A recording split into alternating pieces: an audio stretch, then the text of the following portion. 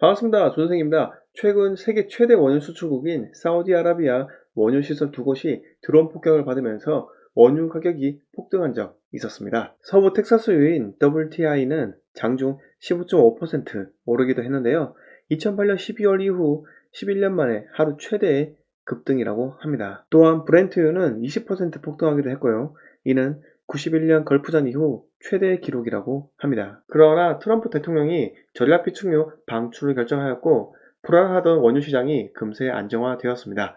자, 이번 시간에는 이번 사우디 테러와 같은 이유로 원유 가격 등락에 대처하는 우리의 자세라는 주제로 이야기 드리도록 하겠습니다. 자, 구독, 좋아요, 알림 설정 부탁드리겠습니다. 일단 저는 작년 6월 원유 ETF 투자로 한 달 만에 20% 수익을 벌었습니다.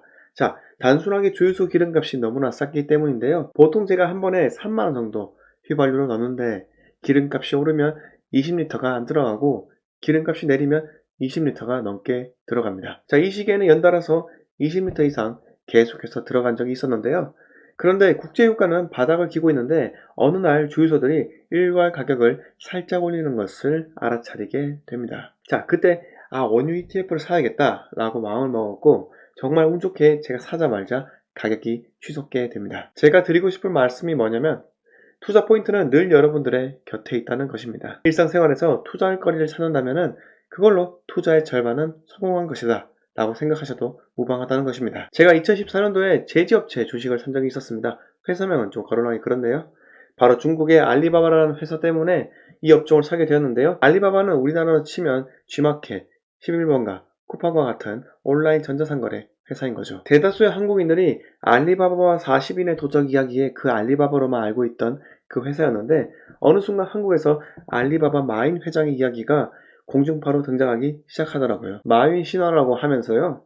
그때 저는 온라인 전자상거래 관련주가 무엇일까 고민을 수도 없이 했습니다. 중국에서 엄청나게 온라인 거래가 이루어지는데 분명히 관련되는 산업이 있을 거다. 이렇게 저는 골똘히 생각을 했었어요. 그때 담배 회사 주가가 오르면 담배 케이스 만드는 회사 주식이 오른다는 글을 보았고 택배박스가 후발주자겠다며 어느 한 종목을 저는 매수하게 됩니다. 마찬가지로 이 종목은 200일선이 우상향이었고 PER 12야, PBR 1.0 이하인 아주 저평가된 종목이었죠. 이때 투자를 해서 제가 5개월 만에 2배를 먹고 나왔습니다. 게다가 연말 배당까지 짭짤하게 받았죠. 오늘 제가 돈을 벌었다는 것을 강조하는 것이 아닙니다. 늘 본인 주변이 어떻게 흘러가는지 예의주시하라는 뜻에서 제 사례를 들어 이야기 드렸는데요. 만약 유가가 폭락했다, 그러면 여러분들은 어떻게 하실 겁니까? 제가 깜짝 놀랄 정도로 많은 사람들이 공통적으로 뭐라고 하는지 아시나요? 기름값 내렸으니까 이제 기름 마음껏 넣을 수 있겠다 이러더군요. 여러분 제발 이런 무식한 소리를 하지 마세요. 이런 분들이 꼭 SK, GS, S오일, 현대오일뱅크, 정유 4사 기름을 돌아가면서 넣는 사람들입니다. 자, 기름값이 싸네 어디에 투자하지 이런 고민을 하지.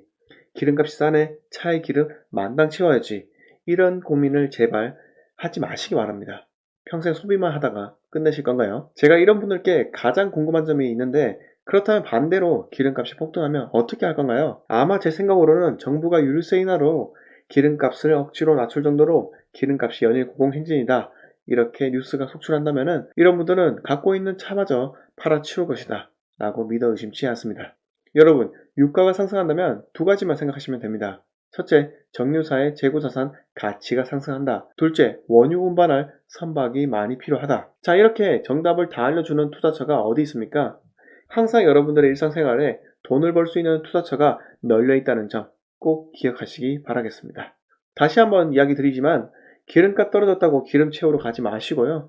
기름값 폭등했다고 잘 타고 있는 차 팔지 마시기 바라겠습니다. 여러분들은 항상 뉴스에 귀를 기울이고 늘 내가 어디에 투자해야 할까 항상 고민하셨으면 합니다. 마지막으로 제가 드리고 싶은 말씀이 있는데 제가 일전에 저평가 종목 25개 샀더니 라는 제목의 영상을 올린 적 있었는데요. 저평가 가치주 25개를 선별해서 3년 동안 묵혀놨더니 두세 배 갔던 종목들이 상당히 많았다 라는 내용이었는데요. 이 영상에 수많은 악플들이 달리게 되었는데 대부분이 제 계좌를 까라는 말이었습니다. 그런데 여러분 저는 계좌를 오픈할 생각이 전혀 없어요. 그리고 남의 계좌 까라고 하는 사람 치고 돈 번 사람 제가 못 봤습니다. 남의 계좌 까라는 사람들의 특징은 인터넷에서 합성으로 만들어진 주식 사이트에 돈 번 사람들의 계좌 인증 사진을 보고 이상한 주식 사이트에서 보낸 문자 리딩에 따라 매도하고 매수하기 때문에 상당히 안타까울 뿐입니다.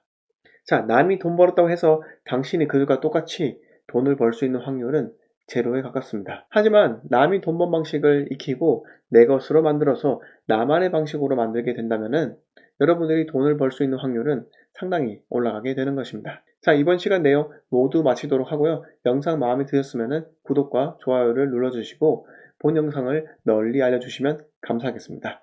자, 시청해주셔서 감사합니다.